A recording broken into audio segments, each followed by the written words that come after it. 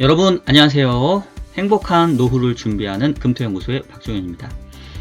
지난주에 국내 증시는 이 한국은행의 금리 인상에도 불구하고 상대적으로 선방하는 모습들을 보였는데요. 미국 증시는 잭슨홀 미팅에서 이 파월 의장이 상당히 강력한 금리 인상 의지를 주장함에 따라서 큰 폭의 조정세를 보였습니다. 잭슨홀 미팅에서의 이 파월 의장의 발언이 향후에 이 경기에 고통이 있다 하더라도 물가 안정을 위해서 금리 인상을 지속하겠다라는 그런 아주 강도 높은 매파적인 발언이었는데요. 미국 증시의 하락세가 국내 증시에도 이번 주에 영향을 주게 될 텐데, 과연 최근에 베어마켓 랠리를 이어왔던 국내의 증시는 향후에 어떤 모습을 보일 것인지 오늘 영상에서 자세하게 살펴보도록 하겠습니다. 자, 그러면 주간 이슈 분석 영상 지금 바로 시작합니다. 자, 지난주 시장 환경을 한번 살펴보면 앞서 말씀드린 것처럼 코스피나 코스닥은 최근에 이제 그동안에 베어마켓 랠리 하면서 한 30% 정도 코스피 코스닥 평균적으로 좀 올라왔다가 살짝 지지난주부터 조금 이렇게 이제 상승폭이 제한되는 모습들을 좀 보이고 있는데요. 그래도 금요일날까지, 목요일날 한국은행이 금리 인상을 한 거에 비하면 그렇게 크게 충격을 받았다고 보기는 좀 어려웠던 것 같아요. 그리고 실질적으로 이 한국은행이 경제 전망에 대한 얘기를 했던 거를 좀 살펴보면, 보시는 것처럼 올해 성장률을 2.7에서 2.6%로 하향 조정을 했고요. 내년도 성장률 전망을 2.4에서 2.1까지 낮췄습니다. 반면에 물가는 올해 4.5에서 5.2로 높였고, 내년도에도 2.9% 전망을 3.7%로 상당히 높게 상향 조정을 했습니다. 그래서 성장률의 전망치 하향폭보다는 이제 물가의 상승폭을 더 높게 이제 예측을 하면서, 일단 방향은 성장률은 둔화되고 물가는 이제 올라가니까 약간 스태그플레이션과 좀 비슷한 환경이기도 하고요. 그리고 이제 기준금리 전망치도 지난주에 한국은행의 이 금통위를 거치면서 기존에 한 2.75에서 3% 정도에 형성됐던 연말 한국은행 기준금리 전망 예상치가 이제는 3에서 3.25% 정도로 상당히 좀 높게 상향 조정이 됐습니다. 그래서 일단은 지난주에 국내적인 변수는 그렇게 딱히 좋은 건 아니었지만, 목요일, 금요일 국내 주식은 상대적으로 좀 선방을 했다. 자, 그런데 이제 문제가, 지난주에 금요일날 미국 시장 보신 분들은 아시겠습니다만은, 여기 차트 보시면은 다우도 지난주 금요일날 3%, 나스닥이 3.9%, S&P도 3.3%대까지 해서 보시는 것처럼 장대 음봉이 아주 크게 나버렸는데요. 차트만 보게 되면은 사실은 이제 그동안의 베어마켓 랠리는 이제 상당히 이제 좀 마무리됐다라고 얘기할 수 있는 이런 형태의 차트가 좀 나왔고요. 잭슨홀 미팅에서 상당히 이제 관심이 좀 집중이 됐었고, 어느 정도 예상도 됐었습니다. 분명히 파월 의장이 좀 매파적인 얘기를 할 거다. 근데 시장에서는 그래도 미국의 물가 지표가 7월 달에 9.1%에서 8월에 8.5%로 상당히 낮아지는 모습들을 보였고, 유가도 100불 이하로 떨어졌기 때문에 은근히 어느 정도 이 미국의 금리 인상 사이클이 마무리 국면에 가는 거 아니야? 내년도 되면은 이제 금리 인하까지도 빠르게 있을 수 있는 거 아니야? 라는 기대감들이 일부에 있었죠. 그래서 예상 정도 수준의 발언이지 않겠냐라는 그런 기대감들이 좀 있었고요. 그래서 제가 이제 지난주에도 저희 영상에 대해서 타이틀 달 때 연준과 시장의 동상이몽이 조금 깨질 가능성이 있지 않냐라는 어떤 얘기들을 좀 했었던 것 같은데, 어쨌든 시장에서는 물론 파월 의장이 매파적이긴 하겠지만 그래도 조금은 스탠스가 좀 누러질 거야. 일종의 연준의 정책 스탠스의 변화, 즉 피봇의 기대감들을 조금은 가지고 있었던 것 같고, 그 부분도 좀 확인하고 싶었던 것 같아요. 근데 지난주에 연준 이 파월 의장의 발언은 그러한 기대감들을 여전히 깨버렸죠. 타이틀을 단 그 기사들을 제가 몇 개 이제 서칭을 했는데, 가장 적절하게 타이틀을 달았던 기사가 바로 요 뉴스원 기사인 것 같아요. 짧고 강렬한 파월 8분 연설, 고통에도 금리 올려 물가 잡는다. 이제 이런 얘기를 했는데, 제가 이 파월 의장의 그 발언을 모두 다 이렇게 실제 보지는 않았는데, 초반엔 이렇게 시작을 했다고 하더라고요. 이번 발언은 짧지만 메시지는 단도 진입적일 것이다. 라고 아예 그냥 처음에 얘기할 때 서두에 오늘 연설은 길게 하지 않을 겁니다. 하지만 단도 진입적으로 얘기하겠습니다. 지금 8분이라고 했는데 과거에 이 잭슨홀 미팅에서 연설했던 연준 의장의 연설 그 시간에 비하면 매우 짧았다라고 하더라고요. 그러니까 그냥 미사여구 달지 않고 내가 짧지만 단도 진입적으로 얘기하겠습니다 라고 얘기해놓고 시작한 게, 물가 안정은 연준의 책무이며 물가 안정 없이 경제는 그 누구를 위해서도 작동하지 않는다. 그리고 some pain, 경제의 부분적인 고통을 유발하는 그런 아픔이 있다 하더라도 금리를 계속 올려갈 거다. 뭐 이런 얘기를 했어요. 사실은 저는 이제 기본적으로 이러한 파월 의장의 스탠스를 기대를 했습니다. 제가 오늘 제목도 늦었지만 각성한 파월 의장이라고 달았던 이유가, 사실은 연준 의장의 스탠스는 이래야 되는 게 맞다고 생각을 해요. 그동안 물가도 잡고 경제도 뭐 어느 정도 뭐 안정적으로 가져가고 이런 말도 안 되는 현실 불가능한 경제의 안정과 물가의 안정이라고 하는 두 마리 토끼를 둘 다 잡겠다라는 그런 어설픈 미사여구를 썼기 때문에 결과론적으로는 물가를 계속 못 잡고 여기까지 지금 밀려왔던 거거든요. 근데 이제서야 각성을 해서 경제에 다소 고통을 준다 하더라도 우리는 물가 안정을 위해서 최선을 다할 거다라는 연준 의장이 해야 될 만한 마땅한 얘기를 저는 했다라고 생각이 되고요. 그러다 보니까 이제 시장에서는 그동안 뭐 물가도 잡지만 경기에 대해서도 어느 정도 좀 급격한 경기 침체를 좌시하지는 않겠다. 이제 이런 식으로 자꾸 양다리 걸치듯이 하니까 그동안 시장도 헷갈려하고 물가에 대한 기대 심리도 안 잡히고 뭐 주식시장도 베어마켓 랠리라고 하는데 사실 미국 시장이 7월, 8월간 해가지고 저점 대비 50%가 올라와 버렸거든요. 그러니까 이래가지고는 도저히 인플레 기대 심리를 잡을 수가 없는 상황이었었습니다. 근데 이 부분에 대해서 확실하게 파월 의장이 요번에는 작정을 하고 얘기를 해줬다라는 거고요. 그리고 이제 뭐 기사를 보시면 이제 잘 그 정리가 되어 있는데, 제가 연준 의장의 요번에 그 파월 의장의 발언 중에 좀 주목했던 게 뭐냐면,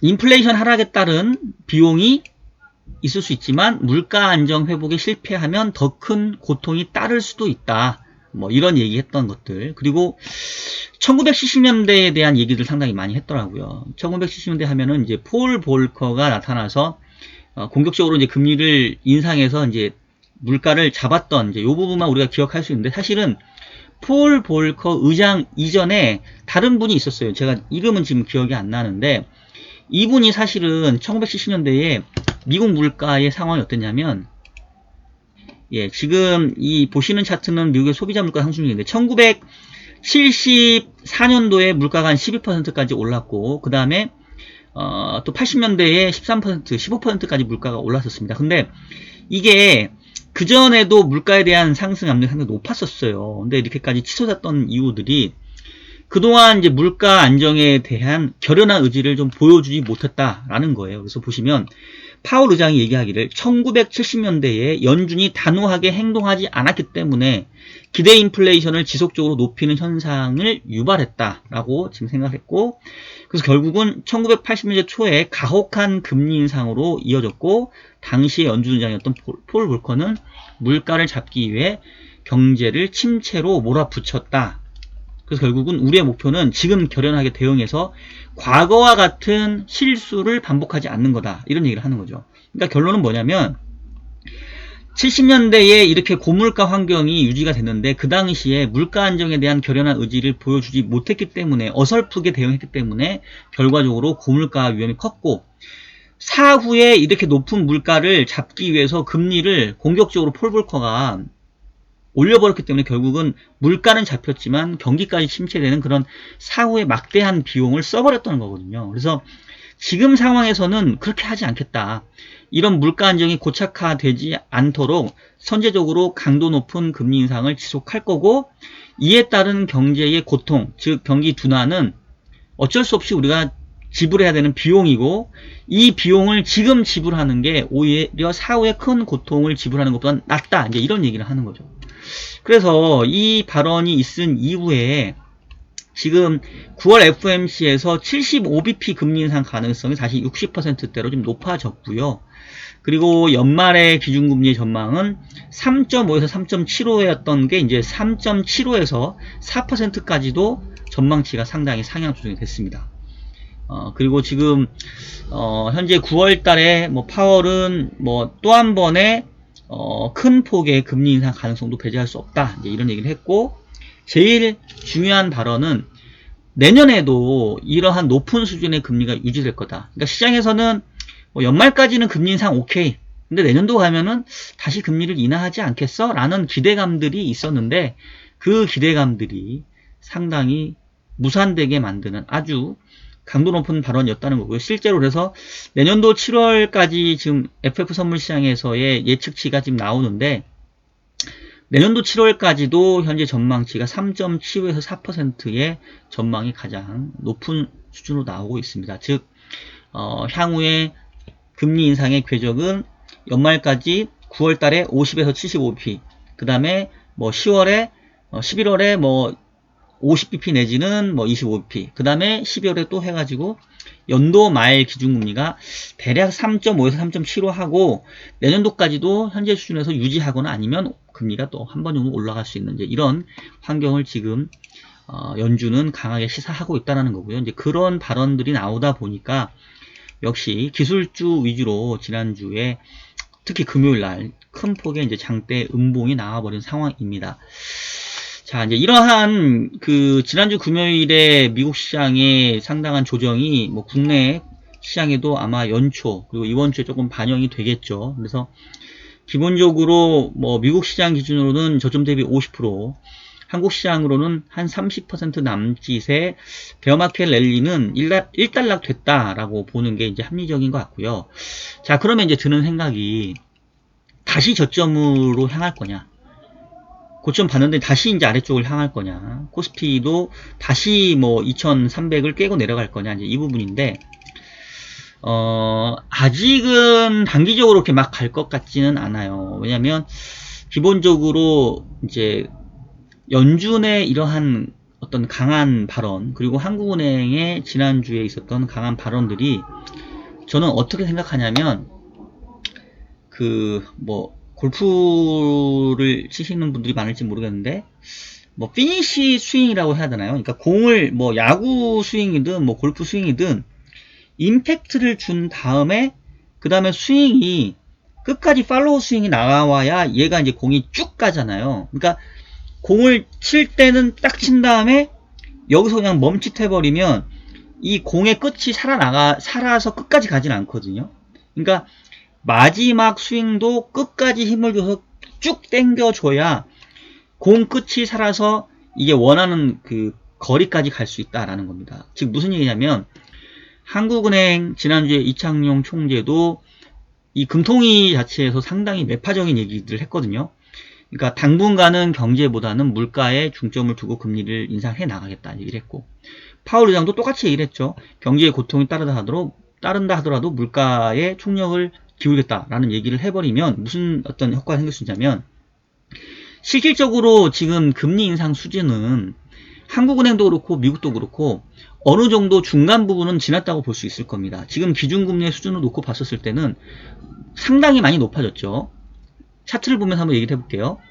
자, 보시면 지금 한국이 지난주 금리 인상에서 2.5가 됐고, 미국은 아직 2.5가 상단인데, 지금 연말까지 한 3.5까지 미국은 기준금리 올릴 것 같고, 우리나라는 이제 3%까지 두 번 더 올릴 가능성이 큰데, 자 보세요. 지금 한국 같은 경우는 0.5에서 시작해서 2.5니까 벌써 200bp 인상을 했고, 미국도 0.25에서 지금 2.5면은 이미 225bp 금리 인상을 했습니다. 그래서 연말까지 그리고 내년도까지 금리 인상이 된다 하더라도 사실은 금리 인상의 후반부인 거는 맞아요. 근데 이렇게 금리 인상의 후반부에 오게 되면 시장이 무슨 생각을 하게 되냐면 야 이제 금리 인상 거의 다 왔네.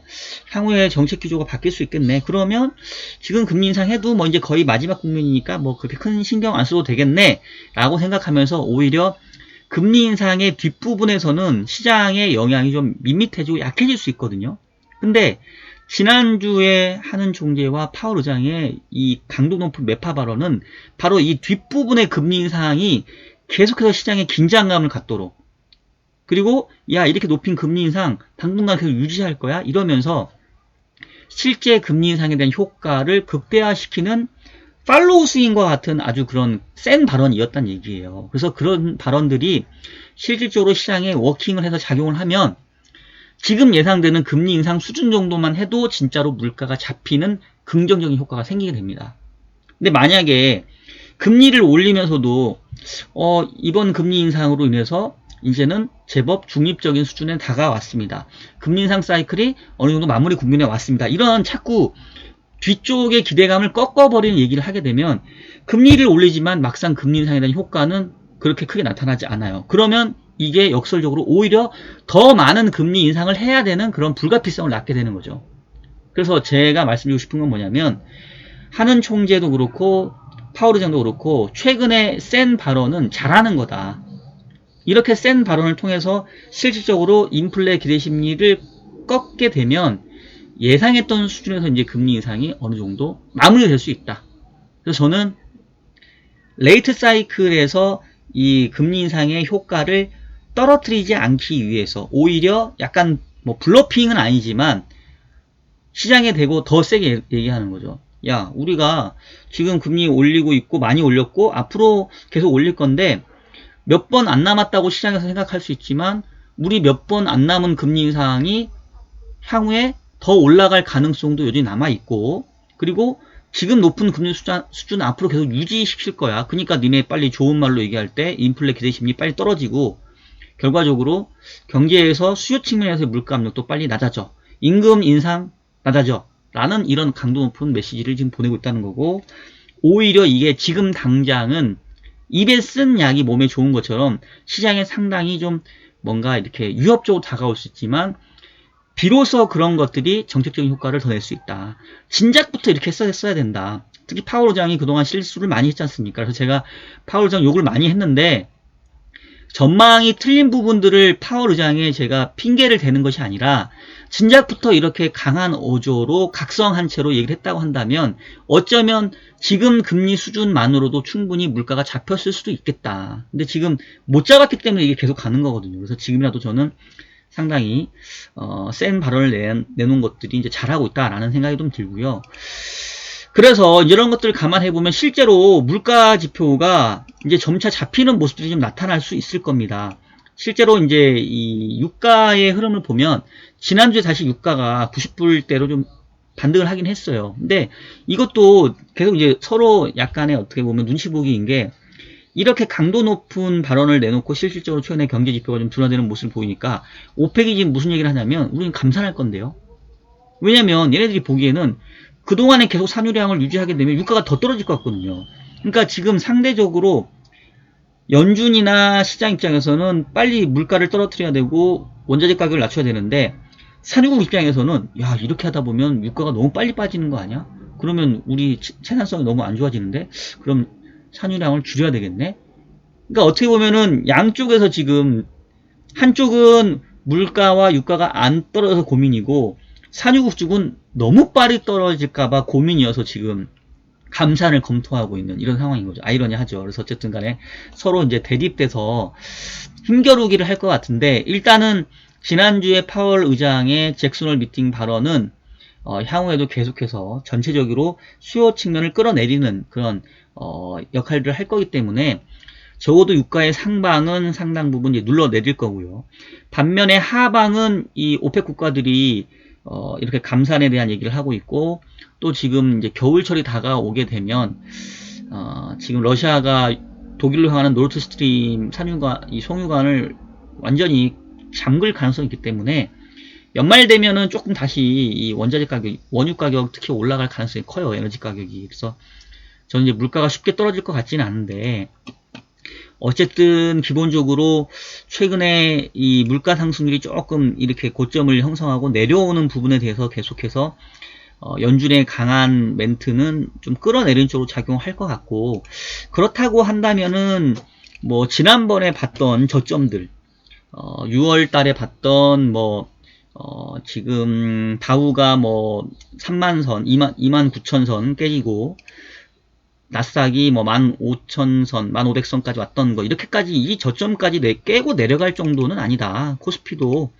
뭐 2400을 다시 깨고 내려갈 정도는 아니고, 결국은 뭐 상단이 어느 정도 확인됐고 하단 부분도 이제 어느 정도 조금 확인이 되는, 뭐 이렇게 약간 박스권 흐름으로 좀 봐야 되지 않을까 싶습니다. 그래서 박스권이 이어지는 과정에서 당분간 시장은 이제 종목 장세의 흐름을 보일 텐데, 지난주에도 시장을 보시면은 강세를 보였던 종목들이 국내에서는 뭐 중공업, 신재생 에너지, 기계장비, 뭐 건설 뭐 이런 거였는데, 이른바 지금 현재 국내 시장에선 태조 이방원이라는 그런 테마라고 하긴 그렇고, 약간 이제 조금 패션이 되는 그런 종목들이 있죠. 태양광, 조선, 2차전지, 방산, 원전 관련된 부분인데, 기본적으로 시장이 박스권일 때 이러한 뭐 테마성 종목들이 조금 더 아웃퍼폼을 합니다. 그래서 시장 자체가 뭐 완전히 망가질 것 정도는 아니고,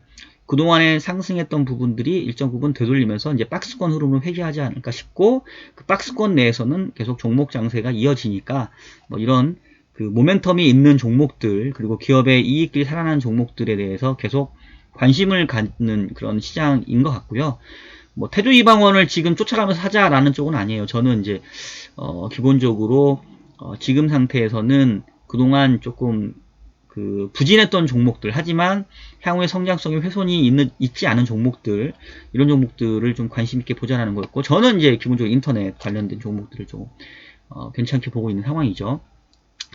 자, 그리고 이제 봐야 될 게 그 금리하고 환율을 좀 봐야 되는데, 일단은 환율이 지난주에 다시 그 달러 인덱스가 109 수준까지 올라오면서 아마 요번 주에 우리 환율도 개법으로 시작을 할 겁니다. 지금 이제 1346까지 갔다가 지금 1330인데, 지난주에 조금 그래도 긍정적이었던 게, 지금 외국인들이 계속해서 순매수 흐름을 보여주고 있어요. 지금 7월 이후에 거의 2달 정도, 8주 정도의 계속 순매수 기조를 좀 이어가고 있는 상황이고, 외국인들 순매수가 앞서도 얘기했던 것처럼 이런 뭐 2차전지라던가 또 조선, 또 그다음에 뭐 원전, 또 뭐 그 방산 관련된 업체, 이런 최근에 이 태조 이방원 관련된 종목들이 좀 집중이 되고 있어서 시장 흐름도 좀 좋게 나타나고 있는데, 이제 관심은 만약에 환율이 다시 전고점을 뚫고 올라가도 외국인 매수세가 좀 이어지겠냐, 이제 이 부분인 것 같은데,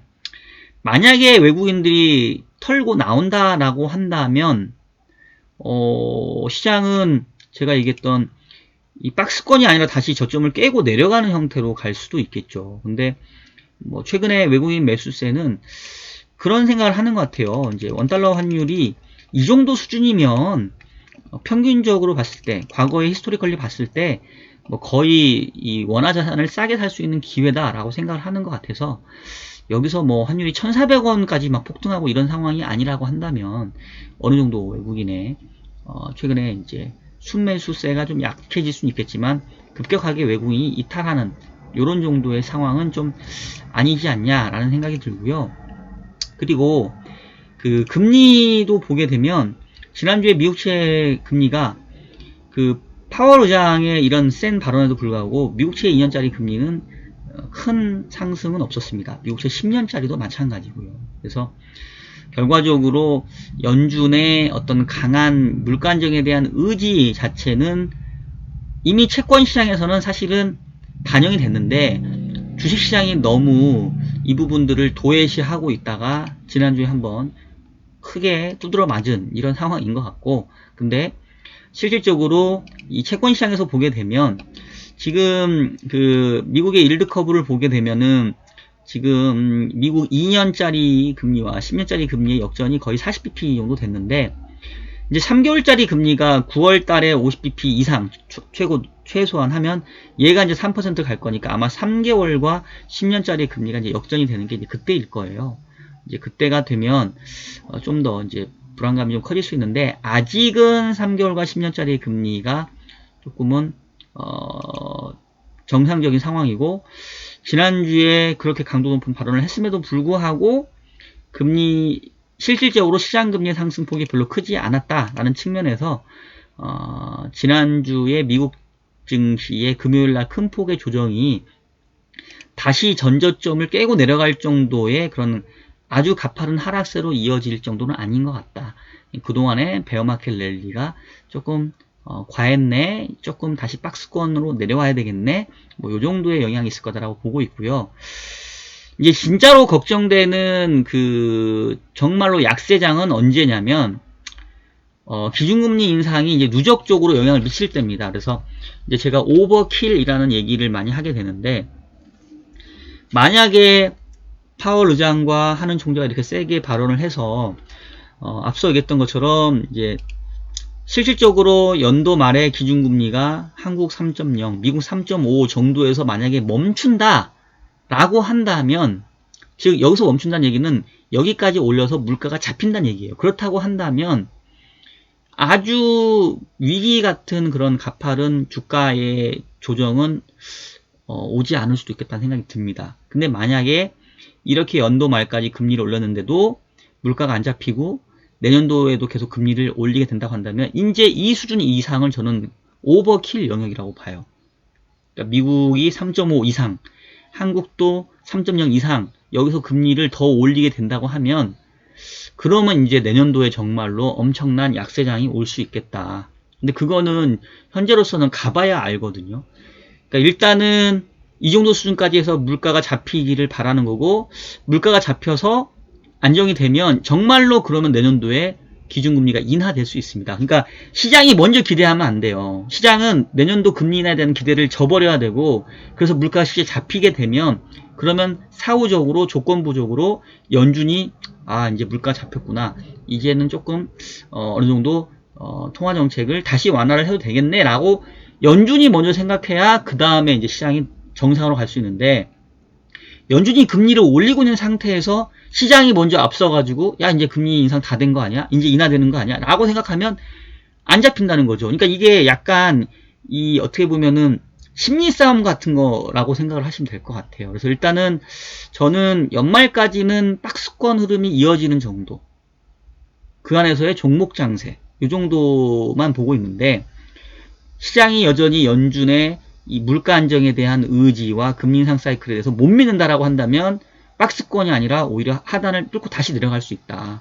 근데 이제 그 부분에 대해서는 연말까지 연준이 어떻게 행동하느냐, 그리고 실질적인 전반적인 에너지 가격, 또 연준의 금리 인상에 따라서 사람들의 심리가 바뀌고 실질적으로 경기에 미치는 파장, 이런 것들이 다 복합적이기 때문에 뭐 지금 당장 그건 결론을 내기는 좀 어려울 것 같습니다. 그래서 일단은 오늘까지 말씀드릴 수 있는 거는, 지난주에 파월 의장과 한국은행 총재의 발언은 매우 센 발언이었고, 이로 인해서 실질적으로 금리 인상에 대한 효과들이 나타나기 시작한다고 한다면 오히려 금리 인상이 빨리 끝날 수 있고, 그러면 조정도 생각보다는 깊게 안 갈 수 있다.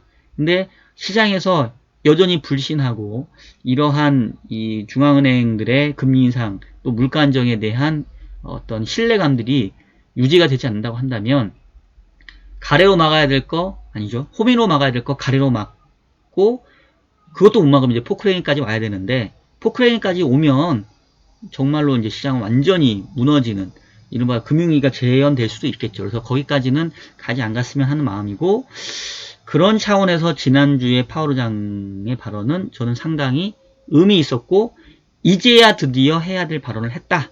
이렇게 말씀을 좀 드리겠습니다.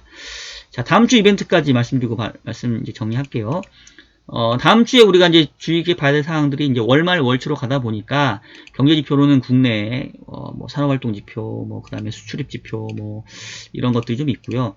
역시 다음 주에 가장 우리가 주의 깊게 봐야 될 거는 9월 2일날 나오는 8월 CPI 한국의 지난달 물가보다 어떻게 됐을지, 그 다음에 미국의 8월 고용지표인데 현재로서는 8월 고용지표가 좋게 나오면 안 돼요. 좋게 나오면 연준 입장에서는 완전 고용인 상태에서 물가에 더 포커스를 줄 거고, 그러면 이제 긴축에 대한 공포감이 커질 수 있기 때문에 시장은 조정폭이 더 커질 수 있습니다. 그래서 다음 주는 어느 정도 이제 경기가 좀 꺾이는 이런 지표들이 좀 나와줘야 상대적으로 주식시장은 조금 편해질 수 있는데, 어쨌든 단기적으로는 그동안의 박스권 상단 부분으로 왔던 국내의 주가가 다시 이 하단부가 어느 정도인지 조금 테스트하는 그런 기간으로 좀 들어갈 수 있는데, 현재로서는 하단을 완전히 깨고 내려간 정도는 아닐 거다.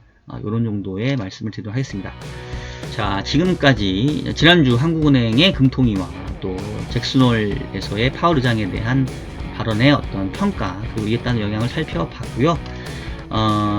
이제 뭐 완연한 가을이 좀 되는 것 같은데, 뜨거웠던 여름이 지나고 썸머 랠리가 지나면서 다시 시장은 조금 차분해지고 최근에 이 긴축에 대한 이제 부담감을 다시 반영하는 영역으로 들어갈 것 같습니다.